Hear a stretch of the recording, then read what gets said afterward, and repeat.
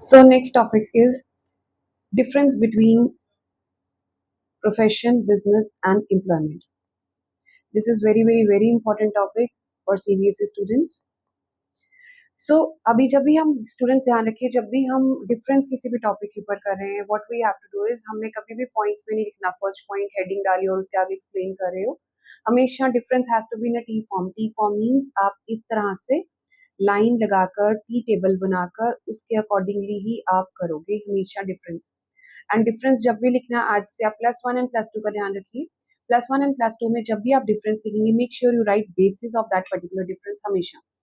अभी हमने यहाँ पे जब डिफरेंस स्टार्ट किया, सबसे पहले हमारा कॉलम आया that is business, thereafter column is profession and last is employment. अभी हमने कहा कि first point is mode of establishment. कहते हैं जब भी बिजनेस मैन अपना बिजनेस स्टार्ट करता है, उसको कुछ नेसेसरी फॉर्मेलिटीज पूरी करनी पड़ती हैं अगर जरूरत है उसके बिजनेस में, and he can start with the business. अभी एस्टेब्लिश अपना स्टार्ट कर सकता है। Second profession. प्रोफेशन के लिए आपको प्रोफेशनल बॉडी, जैसे हमने कहा था बार काउंसिल या मेडिकल काउंसिल से आपको कुछ सर्टिफिकेट्स लेने पड़ते हैं। जैसे ही आप सर्टिफिकेट ले सकते हो, उसके बाद आप क्या कर सकते हो, आप अपना profession you can start with. Third आया एम्प्लॉयमेंट। एम्प्लॉयमेंट के लिए आपको क्या चाहिए, एक अपॉइंटमेंट लेटर चाहिए, सर्विस एग्रीमेंट चाहिए अपने बॉस के साथ, अपने एम्प्लॉयर के साथ, and thereafter you can start with your employment. Next second point is nature of work. अब कहते हैं जब भी आप बिजनेस कर रहे हो, बिजनेस में आप क्या कर रहे हो, गुड्स और सर्विसेज बनाकर देते हो, किसको, कस्टमर्स को, पब्लिक को। ऑन द अदर हैंड जब प्रोफेशन कर रहे हो, आप अपनी एक्सपर्ट नॉलेज या अपनी एक्सपर्ट सर्विसेज अपने क्लाइंट्स को प्रोवाइड कर रहे हो। और जब आप एम्प्लॉयमेंट कर रहे हो, एम्प्लॉयमेंट में जैसे आपका बॉस आपको काम बोलता रहेगा रूल्स एंड रेगुलेशंस के साथ, आप उस कॉन्ट्रैक्ट को फुलफिल करते रहते हो और अपनी सर्विसेज प्रोवाइड करते हो। Third point is qualification. अब बिजनेस करने के लिए क्या कोई क्वालिफिकेशन चाहिए?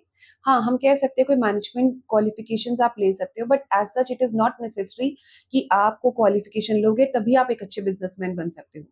सो no, minimum qualification is not required.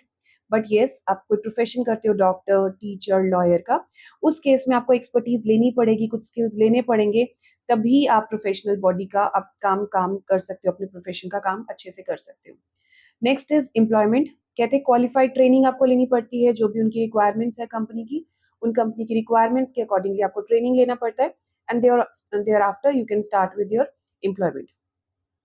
Fourth point is reward of return.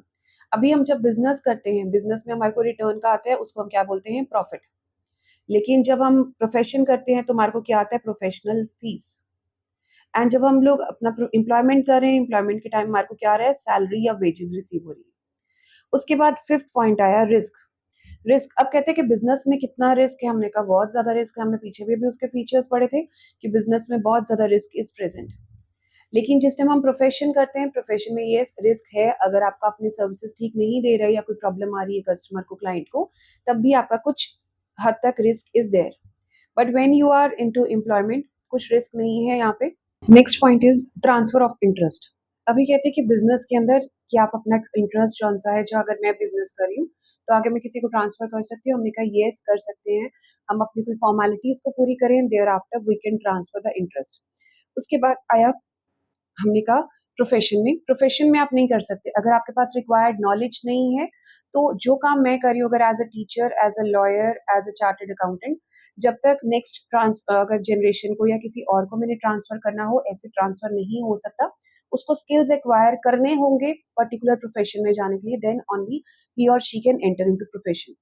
Employment के अंदर भी इट इज नॉट पॉसिबल कि आपका जगह पे कोई और जॉब कर रहा है। Next is code of conduct. Code of conduct का मतलब कि कोई एथिकल कोड है, काम किस तरह करना है। तो हम कहते हैं बिजनेस में कोई कोड ऑफ कंडक्ट नहीं है, हमने प्रॉफिट कमाना है, हम जैसे मर्जी कमा सकते हैं। सो इट इज कोई कोड ऑफ कंडक्ट नहीं है।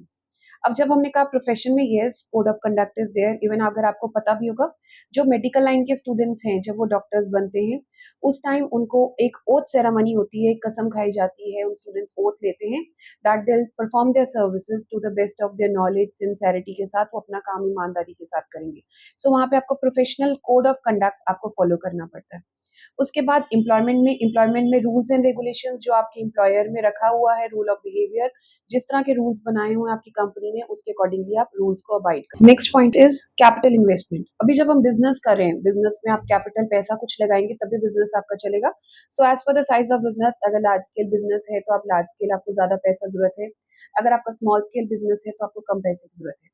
Next is limited. प्रोफेशन में इतना ज्यादा नहीं है, आपने जो अपना एक ऑफिस खोलना है उसके लिए ही आपको अगर रिक्वायरमेंट है, वही कैपिटल आपकी इन्वेस्ट होगी। एंड यहाँ पे क्योंकि आप एम्प्लॉयमेंट में हो, एम्प्लॉयमेंट में कोई कैपिटल जरूरत नहीं है, आपका बॉस जो कैपिटल लगाएगा लगाएगा, वो ऑफिस जॉन सा भी होगा, वहीं पे कैपिटल लगेगी होगी, आपका अपना पर्सनल पैसा लगाने की वहां पे जरूरत नहीं है। Next 9th point is example. Example is shop, factory, या कहीं पे भी कोई मैन्युफैक्चरिंग हो रही है, कोई फैक्ट्री में काम कर रहा है, अपना बिजनेस चला रहा है, दैट इज हम इसकी एग्जाम्पल बिजनेस की है।